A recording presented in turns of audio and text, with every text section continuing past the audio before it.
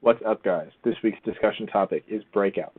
We'll be discussing what they are, when they should be used, and how to go about implementing a breakout from the defensive zone into the offensive zone. After working through positioning on the ice, I will include clips from previous games and/or tournaments showing where we successfully implemented the breakout, and I'll go over what went well and what could have gone better in the play development. Finally, in the description of this video, I will include links that will provide more information on breakouts from a wing standpoint, center defense, and also what rimming the ball is and why that's something you should avoid. So looking on the screen, this is the default position for where most people should be in a breakout. Whether the left D or the right D has the ball, you want both wings, left and right, with their butt up against the boards right by the hash marks. And you want the center to be in front of the net to protect if anything went wrong, but then also to get ready to curl out if either wing gets the ball. In addition, if the left D has the ball, he has the right D on the right side as an outlet if something did not go right or if the left wing were tied up. So as you can see now, given the same positioning that we just went over, the left defense is going to pass to the left winger. The left winger then has two outlet passes. He can either pass to the center, who is curling up, or he can pass right back to the left D, who's immediately running forward after making that pass. In addition, if the left wing has a lane, he can run up along the boards and try to bring the ball out of the zone on his own. If the left wing decides to carry it out of the zone, the center wants to make sure that he shadows the left wing at all times to give an outlet pass to the left wing if and when someone from the opposing team decides to pressure the ball. At that point, the left wing could either give it to the center, to the left D as a drop pass, or if the lane's open, as a cross-ice pass to the right wing. If the left wing had decided to pass to the center from the hash marks instead of carrying the ball out, the center would now be in a perfect position to hand the ball off to the left wing, the right wing, or either defense if the opposing team pressured the ball and he was not able to carry it through. The important thing to note is when passing the ball, after the ball has been given to the other player, always keep running so that you are then turned into an outlet pass. As soon as you stop running, you take yourself out of the play. It is important to note that there will be times where this breakout positioning has to be modified. In this case, the left wing is high. He is now not able to be on the boards to receive the outlet pass. In this instance, you still need someone on the boards to get the pass. The center moves over from the slot over into the boards. The right D is then forced to step up to cover the front of the net, and now the left D has the ball and has the entire space behind the net to work with it. He can go to the center as an outlet pass. He can go to the right wing as an outlet pass. Once the left D gives the ball to the center, he then cuts up the middle to get ready for that outlet pass from the center. Finally, before going into some examples, I wanted to talk about two key concepts for breaking the ball out of the zone. The first is passing the ball from the defensive position behind the net. It is very common for players to just want to throw the ball around the boards and have it roll around to the person that's on the hash marks. This is known as rimming the ball or rimming the puck. And it makes it very difficult for the winger that is waiting for the breakout pass on the hash marks to receive the ball and start moving up the ice with it. Instead, they are focused on controlling the ball, settling it down, and then looking up. And by the time that happens, most of the time, a defender is already on it.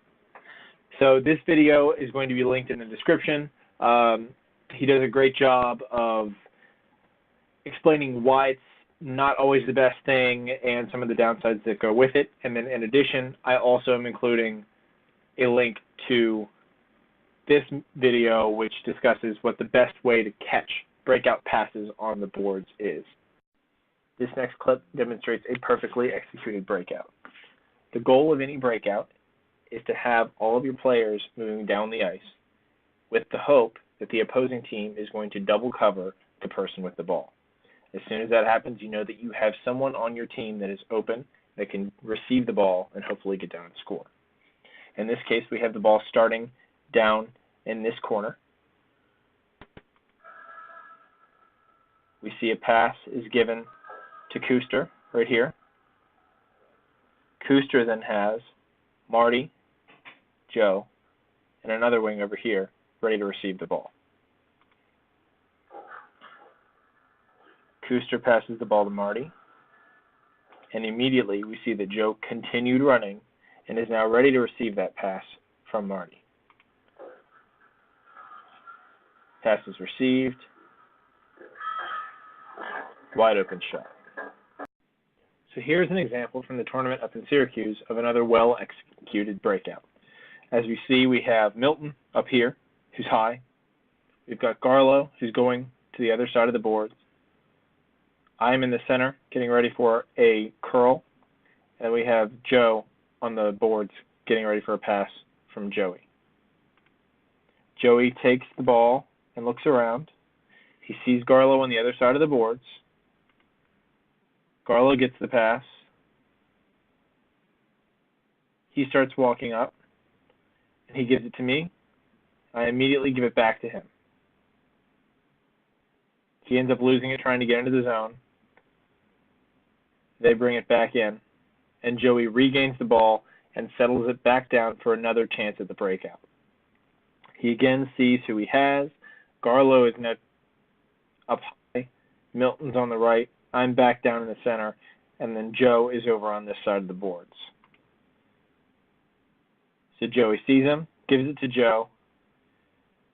Joe sees Milton on the far side, who's wide open.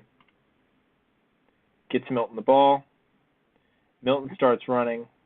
Notice that the rest of the pack is continuing to run forward. Milton gets into the zone, gets it across to Garlow, right in front, into the net.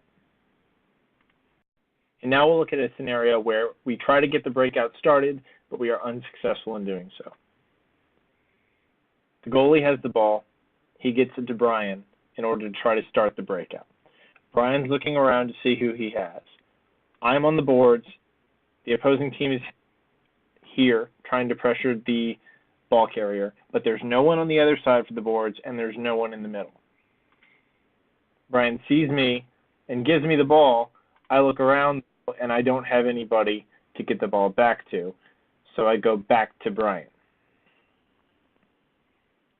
We step up again. Again, you can see no one on the opposing side of the boards, and there's no one in front.